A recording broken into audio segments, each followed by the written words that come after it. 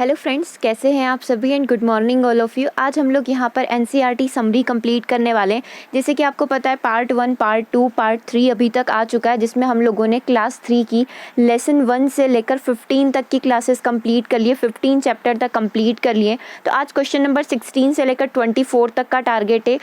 Chapter number 16 से लेकर 24 तक आज के सेशन में हमें कंप्लीट करना है, ठीक है। तो चैप्टर 16, चैप्टर 16 हमारा कौन सा है? चैप्टर 16 है हमारा खेल खेल में। यहाँ पर आपको बहुत ही इंटरेस्टिंग चीज़ें सीखने को मिलेगी, सारे ही गेम्स के बारे में आज आपको जानने को यहाँ पर मिलेगा। तो सबसे पहले बात करते हैं खेल खेल में। इस गेम के बारे में हमेशा से ही आपके एग्ज़ाम में पूछा जाता रहा है, सीटेट के एग्ज़ाम में हमेशा ही पूछा जाता है इसके बारे में। ये बच्ची जो गेम खेल रही है, इस गेम को क्या बोला जाता है, ठीक है। और यहाँ पर आपसे ये भी पूछा जाएगा कि किस गेम में कितने खिलाड़ियों की आवश्यकता होती है। तो वो सारी चीज़ें जो गेम्स से हमारी एग्ज़ाम में आती है वो इसी चैप्टर से आती है, ठीक है। तो ये लड़की जो है स्टापू खेल रही है, इस गेम को स्टापू बोला जाता है। तो एक चीज़ आप ध्यान रख लें, स्टापू इसे बोला जाता है, ठीक है। अब ये कैसे खेला जाता है? तो इसे ठिप्पी बोला जाता है। ये जो पत्थर टाइप देख रहे हैं, ठीक है, ये सब पतला सा पत्थर टाइप होता है, इसको यहाँ पर ठिप्पी बोला जाता है। अभी पूरा अपन इसको डिस्कस कर लेंगे, पूरा जब क्वेश्चन हम लोग करेंगे तब क्वेश्चन किस तरीके से पूछा जाएगा पूरा ही डिस्कस करेंगे। पैडागोजी पर आ जाते हैं। पैडागोजी में क्या पूछा हुआ है, देखो। पाठ में कुछ स्थानीय खेल जैसे स्टापू, पिट्ठू, अंगचेष्टा, पे, हम लोग खेलते हैं ना, अंग अष्ट देना, चंग देना, पे देना, जो हम कोंचे से खेलते हैं, वो वाली चीज़ें हो गई। तथा उन्हें खेलने में इस्तेमाल की जाने वाली चीज़ों के बारे में हमें बच्चों के साथ डिस्कस करना है।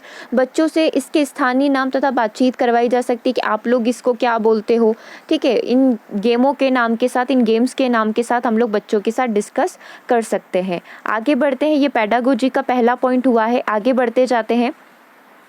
ये तो बस कहानी है, कविता के माध्यम से बताया गया। ये गेम शतरंज का गेम होता है। शतरंज में कितने लोगों की आवश्यकता होती है? तो 2 लोगों की यहाँ पर आवश्यकता पड़ती है, ठीक है। ये शतरंज का गेम हो गया। मात देना, ठीक है, शय मात वाली चीज़ें हो गई। अब पाठ में जितने भी गेम आए हैं डायरेक्टली अपन पढ़ लेते हैं कौन कौन से गेम आए हुए थे। ज़्यादा समय नहीं लेंगे क्योंकि बहुत सारे चैप्टर्स हमें कंप्लीट करने हैं। तो देखो, इस टापू आया था, इस टापू का अपन ने देखा था। और भी बहुत सारे कवि जो बातचीत हुई है, कन्वर्जेशन हुआ है 2 बच्चों का, उनके बीच में बहुत सारे गेम्स के नाम आए। डायरेक्टली अपन देख लेते हैं, इस टापू में कितने लोगों की आवश्यकता होती है? 4 या 5 लोग होंगे तो भी अपन लोग इस गेम को खेल सकते हैं। किस चीज़ की आवश्यकता पड़ती है? तो आपने देखा था वो पत्थर टाइप है, उसकी आवश्यकता पड़ती है।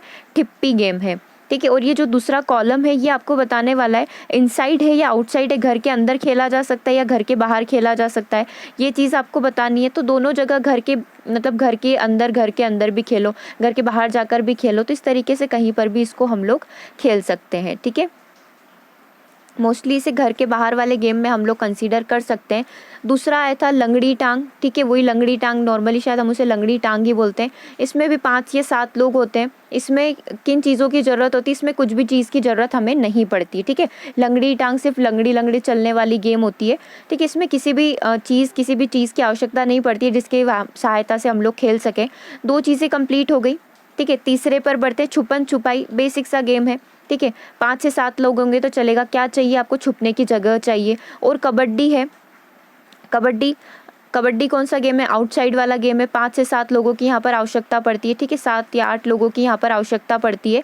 छोटा सा यहाँ पर मैदान की हमें आवश्यकता होगी, मैदान के बिना हम लोग कबड्डी नहीं खेल पाएंगे, ठीक है। और हम कंचे बोलते हैं, कंचे खेलना, ठीक है। कंचे में कितने? 5 से 7 लोगों की ज़रूरत पड़ती है। और कंचे के लिए कंचों की आवश्यकता होगी। नॉर्मली कंचे नहीं होते तो हम पत्थर से ही खेलना स्टार्ट कर देते हैं, क्लास में बैठे बैठे पेन से खेलना स्टार्ट कर देते हैं, ठीक है। ये सारे हमारे गेम्स हो गए, अपने स्थानीय गेम जिसे बोला जाता है। एक गिल्ली डंडा हो गया। गिल्ली डंडा कौन सा है? बाहर खेले जाने वाला गेम है। कम से कम 2 लोगों का होना आवश्यक है, 2 से ज़्यादा लोग भी हो सकते हैं। इसमें यहाँ पर हमें गिल्ली और डंडे की आवश्यकता पड़ती है, ठीक है। अगला गेम हो गया कुश्ती। ये आपसे पूछा जाए कि निम्नलिखित में से कुश्ती कौन सा गेम है? स्थानीय गेम है, कहाँ खेला जाता है? घर के बाहर खेलने वाला गेम है। कितने लोगों की आवश्यकता होती है? 2 लोगों की आवश्यकता होती है। किस चीज़ की ज़रूरत पड़ेगी? अखाड़ा, आपको उस प्लेस की ज़रूरत होगी जहाँ पर कुश्ती की जाती है, ठीक है। और पतंगबाजी का भी इसमें नाम लिया गया। अपने कहानी पूरी नहीं पढ़ी, हम डायरेक्टली डिस्कस ही कर रहे हैं। पतंगबाजी अकेले भी कर सकते हैं, ठीक है। पतंग, धागा और चरखी की यहाँ पर आवश्यकता होगी। 3 चीज़ों की आवश्यकता पड़ेगी। शतरंज की बात करेंगे। शतरंज घर के अंदर बैठे जाने वाला गेम है, 2 लोगों की यहाँ पर आवश्यकता पड़ती है। और शतरंज का बोर्ड और जो मोहरे होती है उसकी यहाँ पर आवश्यकता हमें पड़ेगी। ये सारी चीज़ें हमने डिस्कस कर ली कि कौन सा गेम कहाँ पर खेला जाता है और किन चीज़ों की आवश्यकता होती है। तो बच्चों को भरने का मौका दे दिया, हमने खुद से ही फिल कर लिया यहाँ पर। इससे क्या होगा? बच्चे एक दूसरे की सहजता से यहाँ पर सीख जाएंगे। चलिए आगे बढ़ते हैं, अगले पॉइंट पर बात करते हैं। परिवार का सदस्य खेल का नाम, मतलब बच्चों ने अपने परिवार वालों के साथ कौन कौन से गेम खेले, तो बच्चे यहाँ पर फिल कर सकते हैं। जैसे पिताजी के साथ हम लोग शतरंज खेलते थे, और भाई के साथ हम लोग बैडमिंटन खेलते हैं, माँ के साथ हम लोग नॉर्मल बातें करते हैं, डिस्कस करते हैं, व्यापार की बातें करते हैं, इस तरीके से। अगले पॉइंट पर आ जाते हैं जल्दी से। और कुछ है क्या पढ़ने जैसा इसके अंदर? देखो यहाँ पर हमें क्या करना होता है, स्थानीय मशहूर खिलाड़ियों पर जानकारी एकत्र करवाएं जो बच्चों को खेलों के बारे में ज्ञान और खिलाड़ियों के प्रति सम्मान को बढ़ा सके। तो जितने भी खिलाड़ी उनके बारे में हम लोग बच्चों के साथ डिस्कस कर सकते हैं। जैसे कि हमारा एक चैप्टर आएगा अगली क्लास में, चैप्टर हमारी जो एनसीईआरटी की 4th क्लास की बुक में, उसमें चमकता सितारा करके एक चैप्टर आएगा, जिसमें हम सारे ही खिलाड़ियों के नाम पढ़ लेंगे कि अभी कौन कौन से रिसेंट 2020 या 2019 में कौन कौन से प्लेयर्स हैं जिन्होंने कुछ मेडल वगैरह लिए, उनके नाम हम लोग वहाँ पर डिस्कस कर लेंगे। चलिए आगे देखते हैं। ये तो सिर्फ गेम की बात हो रही है, कौन सा गेम क्या है इनके बारे में बच्चों को बताना है। नेक्स्ट चैप्टर पर मूव करते हैं। चलिए अगला चैप्टर है हमारा चैप्टर नंबर 17, चिट्ठी आई है। मतलब कि यहाँ पर हमें कुछ डाकघर के बारे में पता चलेगा, कुछ इन चिट्ठियों के बारे में पता चलेगा। तो पढ़ते हैं इस चिट्ठी के बारे में। चिट्ठी से हमें क्या क्या चीज़ें पढ़नी है, चिट्ठी किस तरीके से सेंड की जाती है, किस तरीके से पहुँचाई जाती है, इसके बारे में डिस्कस किया गया। सबसे पहले पोस्ट डालना होता है, ठीक है, उस पर स्टाम्प लगता है, फिर वो दिल्ली जैसे कि चिट्ठी को दिल्ली जाना है तो वो दिल्ली के लिए जाएगा, ठीक है, इस तरीके से ये। फिर डाकिया इसको उठाएगा, नंबर 15, ठीक है, इसमें डाला जाएगा, फिर इस तरीके से निकाली जाएगी, और फिर इस तरीके से इसके फ्रेंड को ये चिट्ठी यहाँ पर प्राप्त हो जाएगी, ठीक है। इस तरीके से पूरा प्रोसीजर यहाँ पर बताया हुआ है। यहाँ पर हम लोग पढ़ेंगे कक्षा में ही अपने मित्र को चिट्ठी लिखकर कुछ बताने में बच्चों को मज़ा आएगा। जैसे कि ये प्रोसीजर करने से बेटर है कि हम लोग कक्षा में पहले बच्चों को चिट्ठी लिखना सिखा दें, किस तरीके से लिखी जाती है और किस तरीके से स्टाम्प लगवाया जाता है, किस तरीके से सारी चीज़ें यहाँ पर की जाती है, ठीक है। तथा यह उन्हें पत्र लेखन के लिए भी प्रोत्साहित करेगा, क्योंकि आपने देखा होगा फ़ोन के चलने से क्या हो गया, पत्र, चिट्ठी पत्र ये सब कुछ बंद हो गए। लेकिन बच्चों को इस चीज़ों के बारे में जानकारी होना चाहिए, तो उन्हें ये चीज़ें सिखानी होगी। असली चिट्ठियाँ देखकर बच्चे जो होते हैं बेहतर ढंग से समझ पाएंगे। और पेज 110 पर वही चीज़ें बताई हुई कि किस तरीके से चिट्ठी भेजी जाती है और किस तरीके से लिखना चाहिए। आगे हम लोग देख लेते हैं बच्चों को पोस्ट कार्ड देकर पोस्ट कार्ड के बारे में जानकारी देना। पुराने ज़माने में चिट्ठियाँ कैसे पहुँचती थी, बच्चों को बुजुर्गों से पता करने को कहें, बच्चों को बोले कि आप बुजुर्ग से पता करो। मतलब कि कोई भी काम होगा तो या तो नॉर्मली हम पेडागोजी में क्या पढ़ रहे हैं, कहानी कविता के माध्यम से पढ़ाओ, या फिर अपने घर वालों के माध्यम से सीखो, ताकि बच्चों को ऐसा न लगे कि शिक्षा प्राप्त करने का एकमात्र साधन उनका स्कूल है। वो कहीं से भी किसी से भी अपनी शिक्षा को ग्रहण कर सकते हैं, ठीक है। तो ये सारी चीज़ें इसके अंदर आती है। और पॉइंट क्या क्या है, जेंडर भेद पर बातचीत करवाएं तथा इनसे जुड़े मुद्दों पर चर्चा करें, जैसे टेक्नोलॉजी, विभिन्न व्यवसाय से जुड़े जेंडर भेद। अब यहाँ पर जेंडर भेदभाव कैसे आएगा, तो देखो यहाँ पर बच्चे जो हैं इस चिट्ठी के बारे में जानेंगे। इस थोड़ी सी कहानी को हमें यहाँ पर पढ़ना पड़ेगा कि क्या लिखा हुआ है यहाँ पर।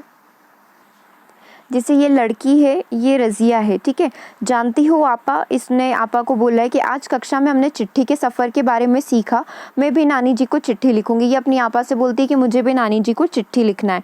फिर इसकी आपा जो है वो ये बोलती है तुम चिट्ठी लिखो, मैं जा रही हूँ, उन्हें फ़ोन करने चलना है तो चलो। फिर ये दोनों जाती है, नॉर्मली अपनी नानी से बात करके आती है, क्योंकि पहले चिट्ठियाँ चलती थी, अब ये डायरेक्टली फ़ोन पर बात कर लेती हैं, ठीक है। तो इस तरीके से बच्चों में अवेयरनेस, क्योंकि बच्चे घर पर जाकर पेरेंट्स से बातचीत करें कि आज उन्होंने क्लास में क्या क्या सीखा, तो इन सारी चीज़ों के बारे में हमें बच्चों को अवेयर करने की आवश्यकता होगी। नेक्स्ट पॉइंट यहाँ पर पढ़ लेते हैं, बच्चों को अपने रचनात्मक विचारों को प्रस्तुत, चित्रित व व्यक्त करने दें। स्थानीय परिवेश को देखते हुए बच्चों से संचार के माध्यम जैसे मोबाइल फ़ोन, ईमेल, फैक्स आदि पर बात करके की जा सकती है। और इसके अलावा पत्र के अलावा क्या क्या साधन उपलब्ध हैं, मोबाइल फ़ोन, ईमेल, फैक्स आदि पर बातचीत की जा सकती है। बच्चों को बड़ों से संचार सेवा में आए बदलावों के बारे में जानने के लिए प्रेरित करें। जैसे पुराने समय में कबूतर के माध्यम से भेजी जाती थी, फिर उसके बाद धीरे धीरे टेलीफोन आए। टेलीफोन भी वो आए कि एसटीडी वाले आए, दूर दूर जाकर कम से कम 5-6 किलोमीटर दूर जाकर हम लोग कॉल कर पाते थे। फिर घर में या फिर गांव में कोई एक टेलीफोन आया, फिर धीरे धीरे टेलीफोन से सबके घर में एक एक फ़ोन आया, फ़ोन से धीरे धीरे मोबाइल फ़ोन आए। तो ये कैसे चल रहा है, ये कम्युनिकेशन, ये जो प्रोसेस है ये कैसे चल रही है, इसके बारे में हम लोग बच्चों से डिस्कस कर सकते हैं, ठीक है। जैसे कि हम लोग अपना देखें तो हमारे टाइम पर एसटीडी होता था, जैसे कहीं दूर कॉल करना था, मुझे याद है हम लोगों को कोटा वगैरह कॉल करना पड़ता था, तो पापा सूठो पास में एक विलेज है, वहाँ पर एसटीडी था, 10 किलोमीटर करीब है, तो फिर वहाँ जाते थे, फिर वहाँ से कॉल कनेक्ट होता था। तो पहले बहुत मुश्किलें होती थी, अब तो डायरेक्टली जस्ट डायल करो और कहीं पर भी, चाहे विदेश में भी हो, हम लोग कम्युनिकेट कर सकते हैं। तो बहुत सारे चेंजेस अभी आए हैं, जो न्यू जनरेशन है वो आई थिंक इसके बारे में नहीं जानती होगी, तो उनको हमें यहाँ पर अवेयर करने की आवश्यकता है। चलिए नेक्स्ट चैप्टर पर बढ़ते हैं। नेक्स्ट चैप्टर है हमारा चैप्टर नंबर 18, ऐसे भी होते हैं घर। अब यहाँ पर आपको घर के बारे में पता चलेगा कि कौन से घर कहाँ पर लगते हैं। हमारा चैप्टर 3 आता है ना, आश्रय शेल्टर करके, जिसमें हम घरों के बारे में डिस्कस करते हैं। वही सारी चीज़ें हम लोग यहाँ पर सीखेंगे। पहला पॉइंट है मकानों की विविधता दिखाने के लिए कुछ जगह जैसे असम, राजस्थान, दिल्ली, पहाड़ी इलाकों का उपयोग हुआ है।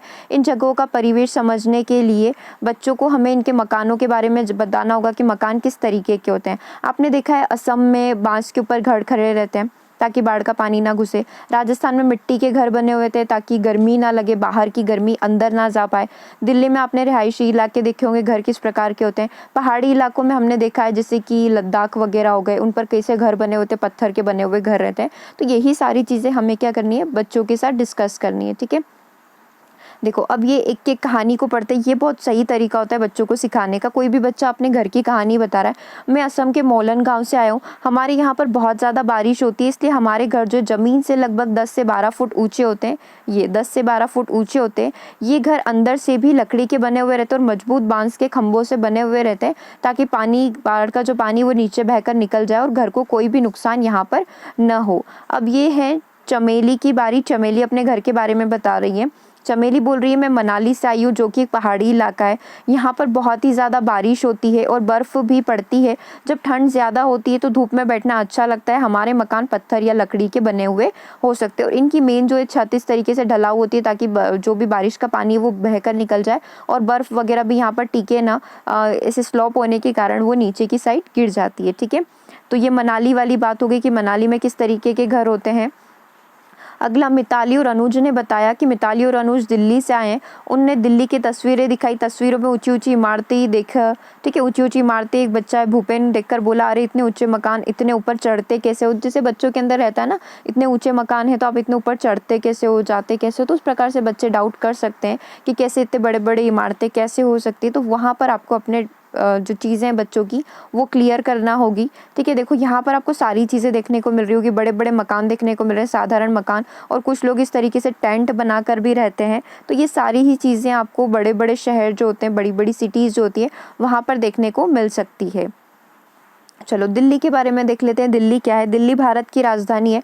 दिल्ली और उसके जैसे बड़े शहर, गांव और कस्बों के लोग काम की तलाश में दिल्ली आते हैं। ये लोग अक्सर शहर में ही बस जाते हैं। यहाँ रहने वाले लोग ज़्यादा हैं और जगह कम। यहाँ पर लोग तो बहुत ज़्यादा रहते हैं लेकिन जगह बहुत ही कम है। बहुत लोगों के पास मकान होते ही नहीं है, उन्हें झुग्गी झोपड़ियों में रहना पड़ता है। और कई लोगों के पास तो वो भी नहीं होती। वो कहाँ निवास करते हैं, सड़क पर सो जाते हैं, फुटपाथ पर सो जाते हैं, स्टेशन पर सो जाते हैं। वाकई शहरों में घर होना एक बहुत बड़ी समस्या है क्योंकि वहाँ पर जगह ही नहीं है। इंसान चाहे कितना भी पैसा दे दे, बहुत मुश्किल से उसको वहाँ पर घर मिल पाता है। अब हम बात कर रहे हैं, मैं राजस्थान के गांव से आया हूँ। ये एक बच्चा बोल रहा है मैं राजस्थान के गांव से आया हूँ। हमारे यहाँ पर बारिश बहुत कम होती है और खूब ज़्यादा गर्मी पड़ती है। हम लोग मिट्टी के घर में रहते हैं। घर की दीवारें बहुत मोटी होती है। इन दीवारों को मिट्टी से लीप पोत कर सुंदर बनाया जाता है और छतें जो होती कटीली झाड़ियों की यहाँ पर बनाई जाती है। छतें कैसी होती है, छतें जो होती कटीली झाड़ियों की होती है।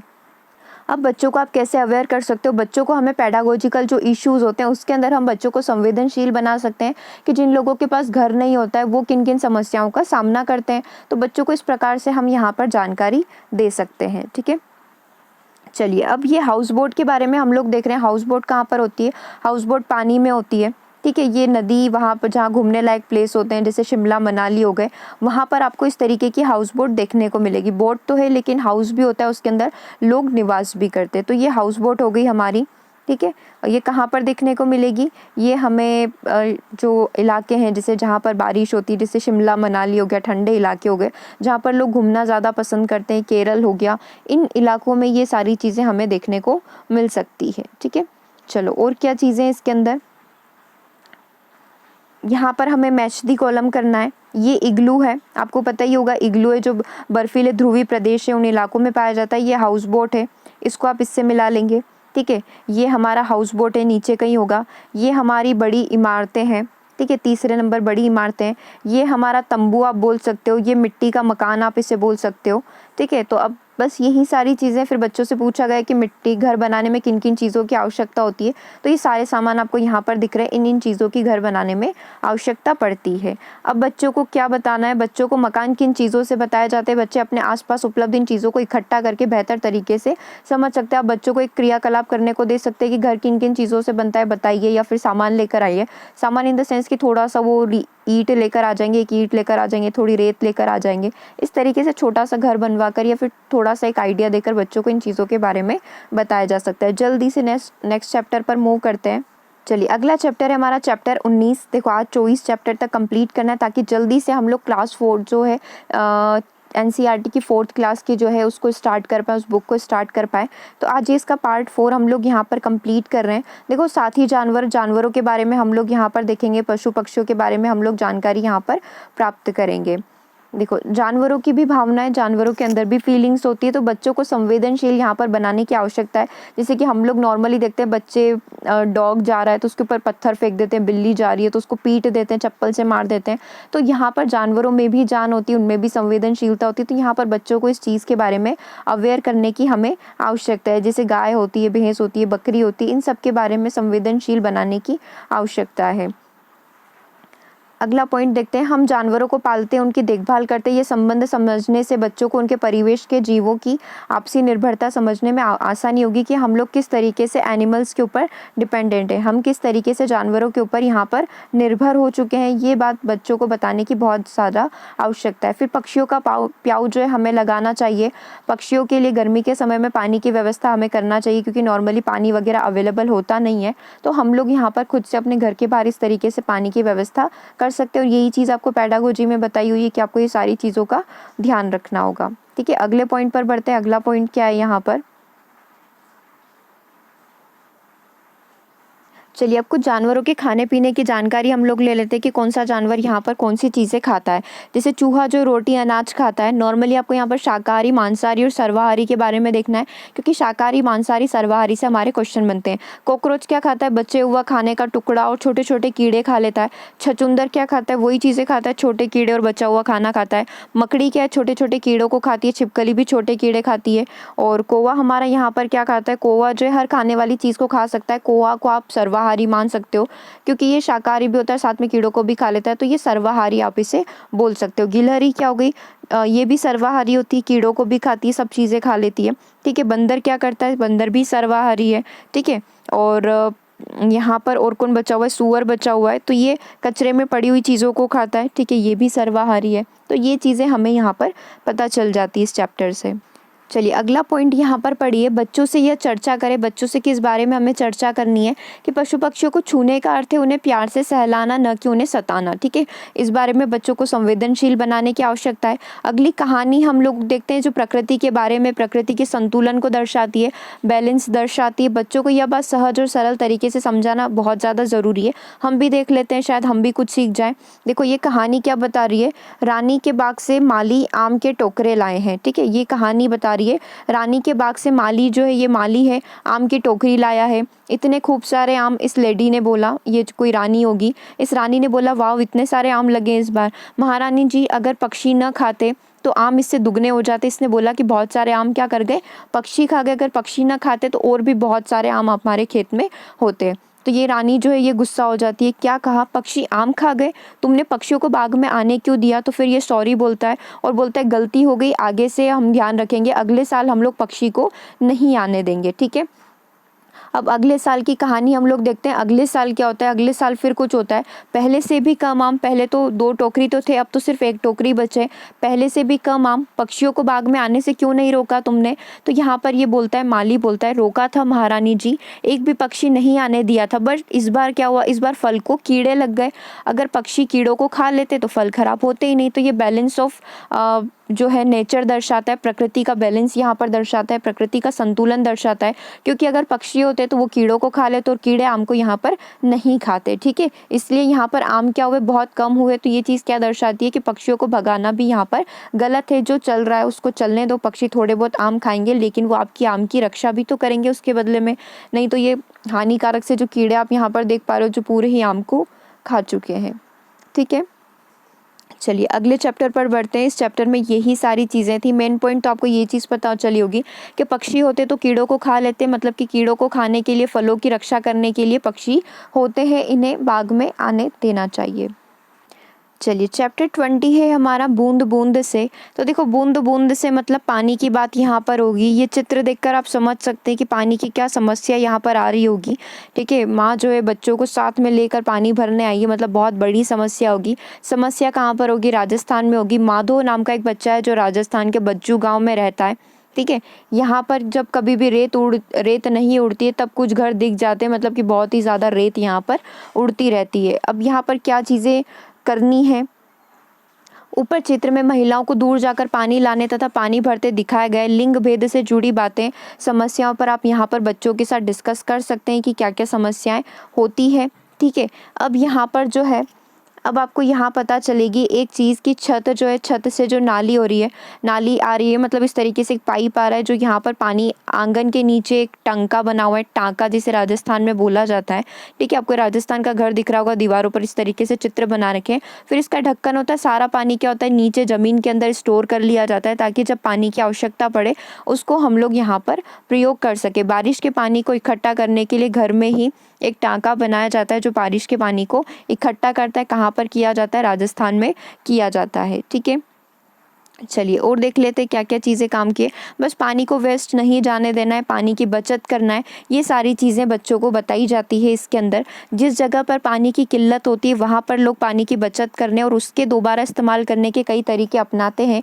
ऐसा वे लोग मजबूरी में करते हैं। इस बात को समझकर बच्चे अपने जीवन में पानी की बचत के कुछ उपाय अपनाएं तो पानी सबका साझा है, इस बात को वो समझ पाएंगे। जैसे कि जहाँ पर पानी की जैसे कि हम लोग देखते हैं इतनी ज़्यादा हमें परेशानी नहीं होती, इतनी ज़्यादा किल्लत नहीं आती है, तो हम लोग भी खुद से क्या कर सकते हैं? आगे रहकर पानी को बचाने का प्रयास कर सकते हैं। ठीक है, पानी का प्रयोग कहाँ कहाँ पर होता है ये सारी चीज़ें इसके अंदर दिखाई गई है। नहाने, कपड़े धोने, इन सभी जगह जो है पानी का प्रयोग किया जाता है। इस्तेमाल किए हुए पानी के पुनः उपयोग पर चर्चा करें। यह चर्चा पानी के बचाव के महत्व को समझने में सहायक होगी।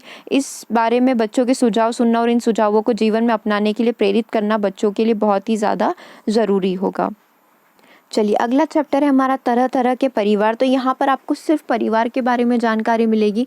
परिवार में आपको जो क्लास 3rd है उसके हिसाब से सिर्फ बताया जाएगा एकल परिवार क्या होता है और संयुक्त परिवार क्या होता है। ठीक है, तो एकल परिवार जिसमें माता पिता और उनके बच्चे रहते हैं। आज के टेस्ट में भी आपका ये क्वेश्चन आया हुआ था कि एकल परिवार क्या होता है, तो माता पिता और उनके बच्चे। फिर संयुक्त परिवार क्या होगा, तो संयुक्त परिवार में माता पिता, फिर उनके भाई बहन, फिर उनके भाई बहन के बच्चे, ये सारे सम्मिलित रूप में रहते हैं। तो यहाँ पर पेडागोजी हम लोग जान लेते हैं कि बच्चों के स्वयं के परिवार के बारे में पाठ 4 में हुई चर्चा को ध्यान में रखना अच्छा होगा। बच्चों में मौजूद कक्षा में मौजूद बच्चों के परिवारों में विविधता से पाठ की शुरुआत हो सकती है। आप जैसे मीना से पूछ सकते हैं कि मीना कौन सी परिवार में रहती है, उसके परिवार में कौन कौन है, फिर सीमा है, फिर गोलू है, तोलू है, मोलू है, इन सब से आप पूछ सकते हैं। तो यहाँ से क्या होगा, बच्चों को एक अवेयरनेस मिलेगी कि हाँ परिवार कितने तरीके के हो सकते हैं। ठीक है, यदि कुछ बच्चे अपने परिवार के सदस्यों की आदतों जैसे नशीली मादक दवाओं की लत के बारे में बताना चाहते हैं तो ऐसे किस्सों पर बातचीत बड़ी ही संवेदनशीलता से की जानी चाहिए। टीचर को बहुत ध्यान रखना चाहिए ऐसे मुद्दों पर बात करते समय। उनसे होने वाले हानिकारक प्रभाव पर कक्षा में चर्चा करना बहुत ज़रूरी है। इन मुद्दों पर आप सेवाकालीन प्रशिक्षण कार्यक्रमों में अवश्य चर्चा करें। जैसे हम लोग एक छोटे छोटे से प्रोग्राम रखते हैं जहाँ पर हम सब परिवार के सदस्य वगैरह मिलकर बातचीत करते हैं, तो उन इवेंट्स में, उन जो प्रोग्राम्स होते हैं उनमें हम लोग बच्चों के साथ बैठकर, उन परिवार वालों के साथ मिलकर इन सभी चीज़ों पर चर्चा कर सकते हैं। कभी कभी कुछ परिवार जो बच्चों में भी यह लत आ जाती है। होता है, बहुत सारे परिवार ऐसे होते हैं कि नशा, बीड़ी पीना, सिगरेट पीना, ये आदतें बच्चे फॉलो कर लेते हैं। तो यदि आपको ऐसा व्यवहार दिखाई दे तो इस लत को छुड़वाने की आपकी सबसे बड़ी प्रायोरिटी, सबसे फर्स्ट प्रायोरिटी ये रहेगी कि आप इन लत को, बच्चों के अंदर यदि ऐसी कोई लत लग चुकी है तो आप उसको छुड़वा दें। ठीक है, अगला है पाठ में कुछ परिवारों के बारे में बताया गया। इसके अलावा भी बच्चों को यदि कोई परिवार देखने को मिलते हैं तो उनके साथ चर्चा की जा सकती है। एकल न्यूक्लियर परिवार होता है, ठीक है, संयुक्त परिवार हमारा होता है। उसके अलावा भी हमने परिवार के बहुत सारे टाइप देखे, जैसे पितृसत्तात्मक होता है जहाँ पर सारे डिसीजंस पिता लेते हैं, मातृसत्तात्मक होता है जहाँ पर सारे डिसीजंस माताएं लेती हैं। तो इस प्रकार के परिवारों के बारे में भी हम लोग बच्चों के साथ बैठकर चर्चा कर सकते हैं। देखिए अगला चैप्टर है हमारा दायां बायां। तो यहाँ पूरा जो चैप्टर है बस बच्चों को यही बताता है कि आपके दाएं साइड कौन सी चीज़ें, बाएं साइड कौन सी चीज़ें। क्योंकि नॉर्मली बच्चे जब क्लास 3 में आएंगे तो उनको एकदम से ये जानकारी नहीं होती कि उनका दायां भाग कौन सा है, उनका बायां भाग कौन सा है। तो बच्चों को ये सारी चीज़ें इस पूरे चैप्टर में बताई जाती है कि तुम्हारे दाईं ओर क्या है, तुम्हारे बाईं ओर क्या है। तो बच्चों को खेल खेल में ये सारी चीज़ें सिखा दी जाती है। इसमें एनसीईआरटी में समझने जैसा कुछ नहीं है कि आपके दाएं साइड क्या है। बेसिक सी बातें हैं कि दायां साइड क्या होता है, बायां साइड क्या होता है। ठीक है, तो जल्दी से हम लोग अगले चैप्टर पर मूव करते हो। इसमें कोई पेडागोजी वाला इशू भी नहीं है जिसको हम लोग डिस्कस करें। बस बच्चों को यही है कि कहानी कविता के माध्यम से हमें सारी चीज़ें सिखाना चाहिए। चलिए अगले चैप्टर पर बातचीत करते हैं। अगला चैप्टर है कपड़ा सजा कैसे। कपड़ों के बारे में बात हो रही है। ठीक है, 2 चैप्टर और बचे हैं। कपड़े के बारे में बात करेंगे और एक लास्ट का जो चैप्टर है एनसीईआरटी का जीवन के बारे में, जीवन जाल के बारे में हम लोग चर्चा करेंगे। देखो इसका पीडीएफ मैंने आपको सेंड कर दिया। यदि आपको आवश्यकता लगती है कि आप पूरी कविताएं कहानियाँ पढ़कर चैप्टर को समझे तो डेफिनेटली आप कविता कहानियाँ पढ़ेंगे तो भी बहुत सही रहेगा। उसमें भी आपकी बहुत सारी चीज़ें यहाँ पर क्लियर हो जाएगी। ठीक है, कपड़ों की बात हो रही है। कपड़ों में हमें बच्चों को क्या क्या सिखाना है, कपड़ों से रंगाई कैसे की जाती है, कपड़ों से बुनाई कैसे की जाती है, कपड़ों पर छपाई कैसे की जाती है, ये सारी चीज़ें डिस्कस करनी होती है टीचर को बच्चों के साथ। तो यहाँ पर पेडागोजी में बताया गया है बच्चों द्वारा कागज़ की बुनाई, कपड़े पर छपाई करना हमारी पारंपरिक कला को बढ़ावा देगा। इससे बच्चों को अपनी कला सिखाने का, अपनी कला दिखाने का मौका मिलेगा कि बच्चे भी किस तरीके से अपनी आर्ट को वहाँ पर दिखा सकते हैं। ठीक है, तो ये बस इतना ही बड़ा चैप्टर है। बस कपड़ा सजा कैसे, कपड़ों पर डिज़ाइन कैसे बनाई जाती है, ये सारी चीज़ें बच्चों को बतानी होती है। अगले चैप्टर की बात करते हैं। चलिए अगला चैप्टर है हमारा जीवन का जाल। अब देखते हैं जीवन के जाल में क्या है। कुछ एनिमल्स के पिक्चर्स हमें यहाँ पर दिए हुए हैं। गिलहरी, स्नेक, पेड़ पौधे, पानी, सूरज, घास। देखो यहाँ पर एक एक चीज़ को समझते हैं। पूरी किताब हमने पढ़ ली, मतलब एनसीईआरटी की क्लास 3 पूरी हमने पढ़ ली है। यहाँ पर हमने सभी के बारे में पढ़ लिया, एक भी चीज़ को हमने यहाँ पर नहीं छोड़ा। पेड़ पौधे, पक्षी, सब कुछ चीज़ों के बारे में हम लोगों ने यहाँ पर देख लिया है। तो यहाँ पर लास्ट में बस इतना ही बताया गया कि बच्चों को क्या क्या चीज़ें इस पूरे चीज़ों से, जो भी पूरे जितने भी चैप्टर्स पढ़े उनसे क्या क्या चीज़ें बच्चों को यहाँ पर सीखने को मिलती है। ठीक है, ये पूरा परिवेश का एक जाल बन चुका है। तो बच्चों द्वारा बनाया गया जाल उनके परिवेश में मिलने वाली चीज़ों की परस्पर निर्भरता की समझ को दर्शाता है। कक्षा में इस विषय पर चर्चा करके उन्हें जाल बनाने में मदद करेगी। कौन किस चीज़ से कनेक्टेड है, ये सारी चीज़ें हमें बच्चों से करवानी होगी। ठीक है, चलिए तो इसमें तो बस टिप्पणी है, मतलब कि यहाँ पर अपने विचार हम लोग लिख सकते हैं, बच्चे अपने विचार लिख सकते हैं। जाल बनाना इन द सेंस कि जैसे सूर्य एक सबसे बड़ा चीज़ हो गई। ठीक है, सूर्य हो गया। अब सूर्य से पौधे कनेक्टेड हैं, पौधों से छोटे छोटे से एनिमल, कीड़े वगैरह कनेक्टेड है। फिर पौधे पर मनुष्य भी पूरा डिपेंडेंट है। यदि पौधे नहीं होंगे तो उसको खाने पीने के सामान, पौधे मतलब पूरी खाद्य सामग्री वाली चीज़ें इसके अंदर आ जाएगी। ठीक है, इस तरीके से पूरा जाल यहाँ पर बच्चों को बनाने को बोला जाएगा। तो आज हमारी यहाँ पर एनसीईआरटी की क्लास 3 की समरी कंप्लीट होती है। दिन में 2 बजे जो आपका सेशन होगा उसमें क्लास 4 को हम लोग स्टार्ट कर रहे हैं।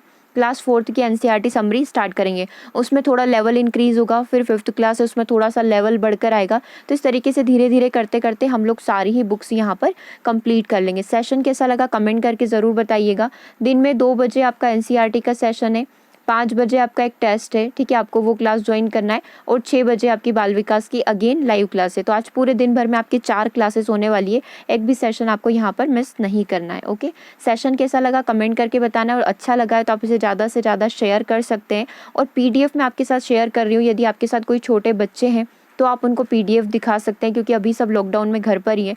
तो बच्चों को आप पीडीएफ के थ्रू भी अध्ययन करवा सकते हैं, क्योंकि एनसीईआरटी की बुक है, सभी बच्चों के काम आती है। कुछ ना कुछ नया हमेशा बच्चा सीखते हैं, कुछ इंटरेस्टिंग सीखते हैं, कुछ इनोवेटिव सा सीखते हैं। तो आप उन बच्चों को भी ये पीडीएफ पढ़ने को बोल सकते हैं। ठीक है, पीडीएफ मैंने आपके साथ सारी ही शेयर कर दी है। जिन स्टूडेंट को पीडीएफ नहीं मिली है वो मुझे 8770803840 पर जाकर व्हाट्सएप कर सकते हैं। सिर्फ आपको इतना ही लिखना है, पीडीएफ आपको चाहिए, वहाँ पर आपको पीडीएफ सेंड कर दिया जाएगा। Okay, thank you for watching this session.